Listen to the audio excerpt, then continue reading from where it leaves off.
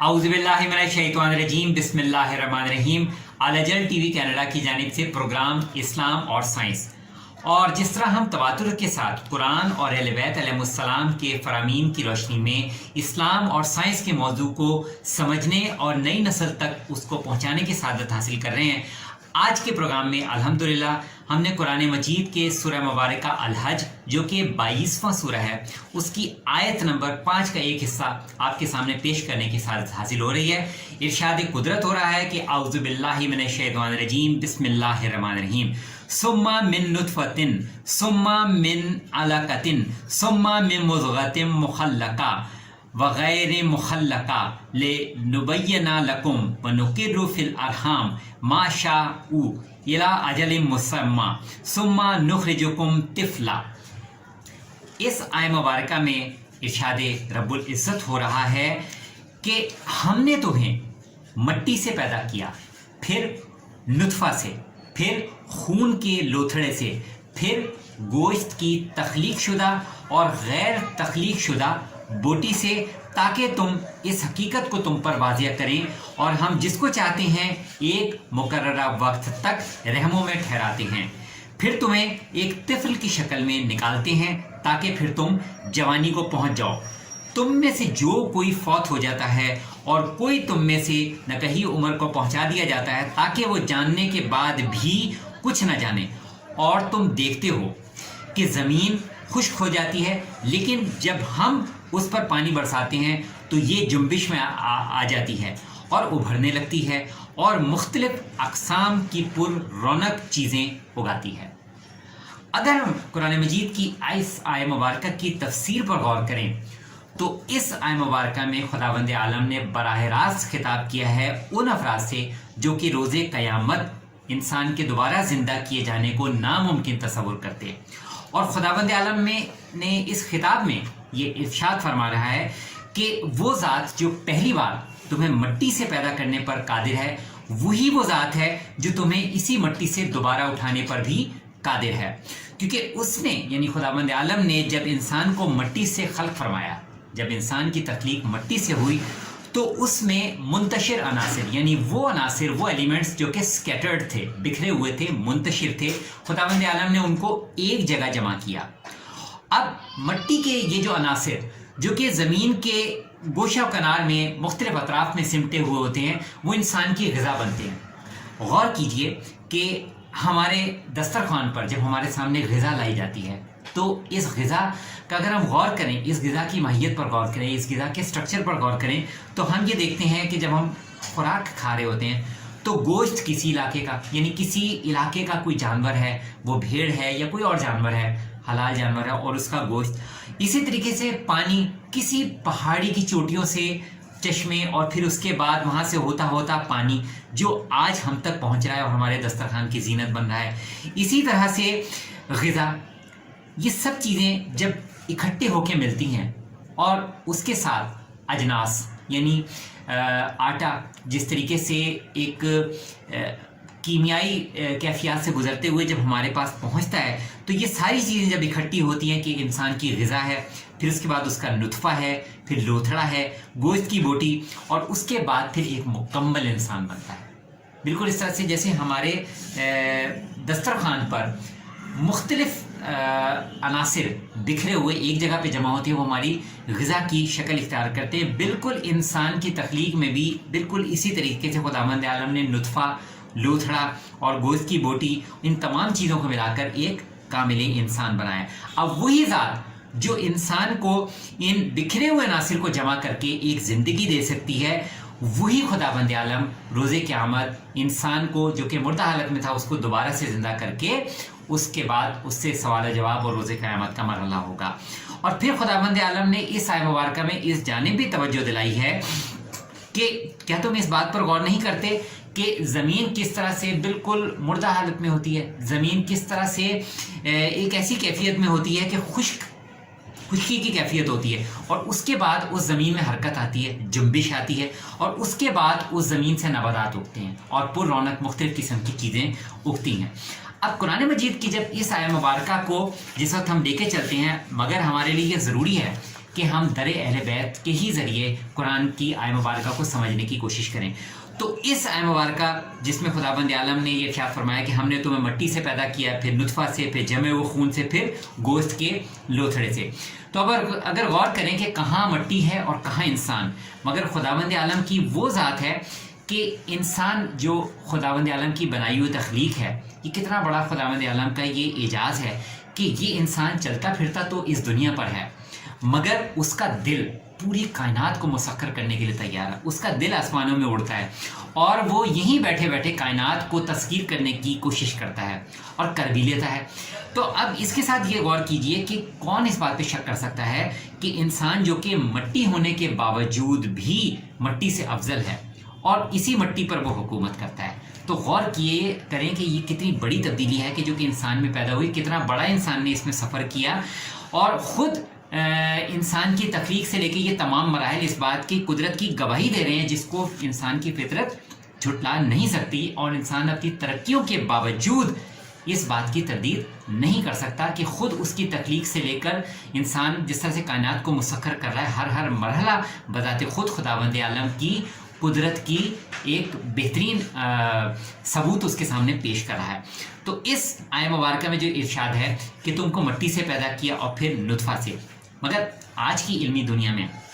کون اس بات کو نہیں جانتا کہ یہ مٹی کتنی تبدیلیوں کے بعد نطفہ بنی ہے، اور پھر یہ نطفہ کہ اس نطفہ میں کتنے کروڑوں کی تعداد میں ایسے جرثومے ہوتے ہیں، اور ان جرثوموں میں لاکھوں کروڑوں میں سے کسی ایک جرثومے کی وجہ سے انسان کی ابتدا قرار پاتی ہے، اور یہ خداوند عالم کا اعجاز ہے۔ اب ماضی کا انسان اپنی تمام تر ذہنی صلاحیتیں ہونے کے باوجود بھی، مگر اس کا کیونکہ دائرہ علم اس کا محدود تھا اور وسائل سے بھی محروم تھا، تو وہ اس بات کا مشاہدہ نہیں کر سکتا تھا کہ یہ جرثومے جو کہ لاکھوں کروڑوں کی تعداد میں ہیں، اور ان میں سے کون سے جرثومے سے انسان کی وجہ تخلیق قرار پا رہی ہے۔ مگر آج کے وسائل نے سائنسی ترقی کی روشنی میں اس بات کو قابل بنا دیا کہ انسان ان تمام باتوں کو سمجھ سکے۔ مگر یہاں پر پھر ہم در اہل بیت کی جانب رخ کرتے ہیں اور یہ دیکھتے ہیں کہ فزکس کی دنیا، جہاں صادق آل محمد امام جعفر صادق علیہ السلام نے شفاف اور نان شفاف یعنی شفاف اور غیر شفاف جسم کے بارے میں امام جعفر صادق علیہ السلام نے ایک ایسا قانون انسانیت کے سامنے پیش فرمایا کہ امام جعفر صادق علیہ السلام یہ فرماتے ہیں کہ وہ اجسام جو کہ جامد ہونے کے ساتھ ساتھ جاذبیت رکھتے ہیں، یعنی وہ ہیں تو اسٹیٹک مگر وہ اپنے اندر کسی چیز کو جذب کرنے کی یعنی ایبزارب کرنے کی صلاحیت رکھتے ہیں، وہ قدر ہوتے ہیں۔ اور وہ اجسام جو کہ جامد تو ہوں یعنی اسٹیٹک ہوں، لیکن وہ قوت جاذبہ یعنی اپنے اندر جذب کرنے کی صلاحیت کے بجائے قوت دافعہ کے حامل ہوتے ہیں، یعنی وہ اپنے سے چیزوں کو دور کرنے کی کیفیت کے حامل ہوتے ہیں، وہ شفاف ہوتے ہیں۔ تو امام جعفر صادق علیہ السلام نے ٹرانسپیرنٹ اور نان ٹرانسپیرنٹ باڈی کی جس طرح سے یہ ڈیفینیشن بتائی، تو کسی نے دریافت کیا کہ کن اجسام میں قوت جاذبہ ہوتی ہے، تو امام جعفر صادق علیہ السلام نے یہ ارشاد فرمایا تھا کہ وہ اجسام جو کہ حرارت سے مالا مال ہوں ان میں قوت جاذبہ ہوتی ہے۔ اب آج کی جب ہم فزکس پر غور کرتے ہیں تو ہم یہ دیکھتے ہیں کہ فزکس کا یہ نظریہ ایک بہترین ایک ایسا علمی قانون ہے کہ آج سے 14 صدیوں قبل امام جعفر صادق علیہ السلام نے انسانیت کے سامنے اس حقیقت کو جو واضح کیا، آج دنیا کے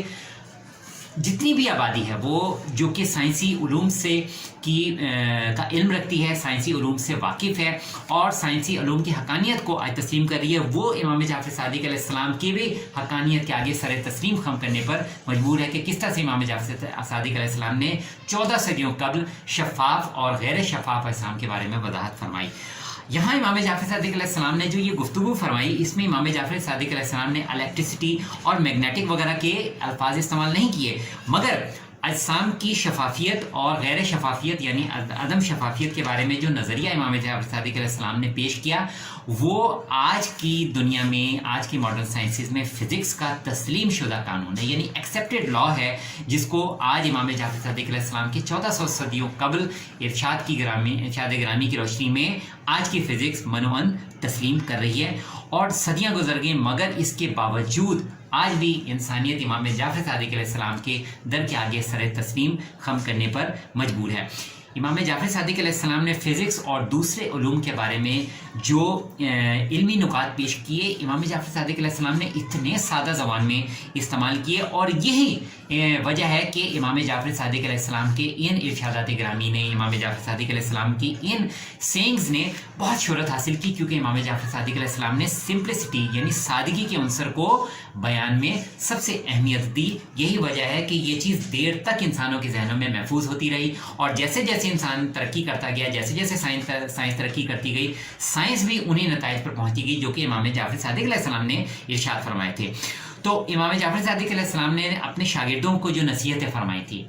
उसमें ख़ास तौर पर जो इमाम जाफ़र सादिक अलैहिस्सलाम ने जिस चीज़ पर सबसे ज़्यादा जोर दिया था वो ये था कि अपने उलूम को सादा ज़बान में लोगों तक पहुंचाया जाए। और आज हमारी भी यही कोशिश है कि सीरत इमाम जाफ़र सादिक अलैहिस्सलाम पर चलते हुए, उस पर अमल करते हुए हम बिल्कुल सादा और आसान लफ्ज़ों में इमाम जाफ़र सादिक अलैहिस्सलाम के फरामीन और इस्लाम और साइंस के मौजू को आपके सामने पेश करें। मैं यहाँ पर एक और इस्तिफ़ादा करता हूँ कि इमाम जाफ़र सादिक अलैहिस्सलाम ने एक शख्स से ये सवाल किया कि ये बताओ कि खुदाबंद आलम ने आँखों में नमकीनी यानी नमी, कानों में तलखी यानी बिटरनेस, नाक के नथनों में रतूबत यानी उसमें जो एक वेटनेस है, और लबों में शीरीनी क्यों रखी है? और क्या वजह है कि खुदावंद आलम ने एक एक उज़्व यानी एक एक ह्यूमन पार्ट में एक अलग अलग किस्म की कैफियत पैदा की है? लेकिन जिससे इमाम जाफ़र सादिक अलैहिस्सलाम ने ये सवाल किया वो जवाब देने से कासिर था। तो इमाम जाफ़र सादिक अलैहिस्सलाम ने इस की वजाहत फरमाती है इमाम जाफ़र सादिक अलैहिस्सलाम कि सुनो,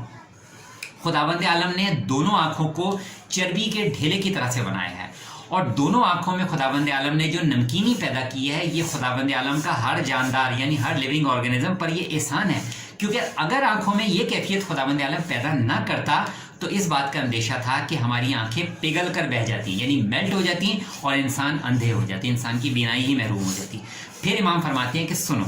कानों में तलखी यानी बिटरनेस इसलिए रखी है कि जब इंसान सो रहा हो तो वह हशातुल अर्ज़ यानी इंसेक्ट्स, ज़मीन पर रेंगने वाले जो हशातुल अर्ज़ होते हैं, वो उसके कानों में दाखिल ना होने पाए। क्योंकि अगर इंसान ज़मीन पर सो रहा हो तो उसके कान बिल्कुल ज़मीन के साथ मुत्तसिल होंगे यानी कनेक्टेड होंगे, और इस बात का इम्कान होगा कि ये इंसेक्ट्स उसके कान में दाखिल हो सकेंगे और उसके नतीजे में उसके दिमाग को डैमेज कर सकते हैं। तो ये खुदावंद आलम का एहसान है कि कानों के अंदर तलखी पैदा करके खुदावंद आलम ने इस इम्कान को ही ख़त्म कर दिया कि छोटे छोटे कीड़े इंसान के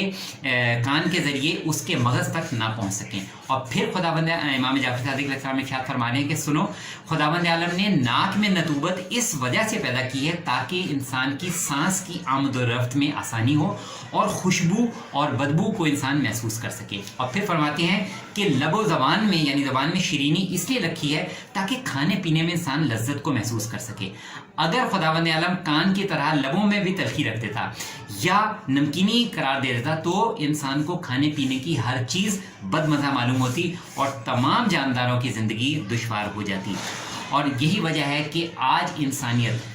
जब फिजियोलॉजी को स्टडी करती है, जब एनाटॉमी को स्टडी करती है, बायोलॉजिकल मेडिकल साइंसेस के जब हम इंसान के जिस्म के एक एक पार्ट को जब हम स्टडी करते हैं तो यहाँ हम इमाम जाफ़र सादिक अलैहिस्सलाम के इरशादात से जा बजा हम इस्तिफ़ादा करते हुए इस नतीजे पर पहुँचते हैं कि खुदावंद आलम ने हमें हर उज़्व, जैसे इमाम ने फरमाया कि हर उज़्व में खुदावंद आलम ने एक जुदागाना कैफियत रखी है, और ये जुदागाना कैफियत इसलिए है कि इंसान को कुछ मुज़िर नुकसानात से महफूज रखा जाए और इंसान के जिस्म और रूह को कुछ मुफीद कैफियत से मुस्तकिल इस्तिफ़ादा इंसान करता रहे। तो इस प्रोग्राम में आज की गुफ्तगू में हमने इस बात की सआदत हासिल की है, इस पैगाम को पहुँचाने की कोशिश की है कि किस तरह से कुरान मजीद की आय मुबारका को जिस वक्त हम सीरत अहले बैत यानी मासूमीन अलैहिस्सलाम के इरशादात ग्रामी के साथ जब हम मिलाकर और फिर तफसीर कुरान की रोशनी में जब उसको समझने की कोशिश करते हैं तो इस्लाम को साइंसी असूल की रोशनी में हमारे लिए समझना बहुत आसान होता चला जाएगा।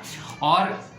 चूँकि बड़ी तादाद में हमारे मेडिकल साइंसेस से वाबस्ता अफराद भी इस प्रोग्राम को देख रहे हैं तो यकीनन वो जब इस नॉलेज को कुरान और अहले बैत को के इरशादात की रोशनी में जब समझने की कोशिश करेंगे तो फिर उसके बाद जब अपने प्रोफेशंस में रूटीन में जब इन फंक्शंस को वो परफॉर्म कर रहे होंगे, रूटीन में इन एक्टिविटीज़ को कर रहे होंगे तो जा बजा जगह जगह वो कुरान और अहले बैत अलैहिस्सलाम की हक़ानियत के सामने यानी उनकी सच्चाई के सामने बार बार وہ سر تسلیم ہم کرتے دکھائی دیں گے. میں دعا کرتا ہوں کہ الجل ٹی وی کینیڈا نے جس طرح سے یہ مفید پروگرام اسلام اور سائنس کو آپ سب کے سامنے پہنچانے کی سعادت حاصل کی ہے، خداوند عالم الجل ٹی وی کینیڈا کے جتنے بھی معاونین ہیں، جتنے بھی ان کے خدمت گزار ہیں، خداوند عالم ان سب کی سعادتوں میں اور توفیقات میں اضافہ فرمائے، اور تمام دیکھنے سننے والے جہاں جہاں تک یہ پیغام دیکھا جا رہا ہے، سنا جا رہا ہے اور سنا جائے گا اور آگے منتقل کیا جائے گا، خداوند عالم سبھی کی توفیقات خیر میں اضافہ فرمائے، اور ہم کو سب سے بڑی خوشی یہ عطا فرمائے کہ امام زمان علیہ السلام کے ظہور میں تاجیل ہو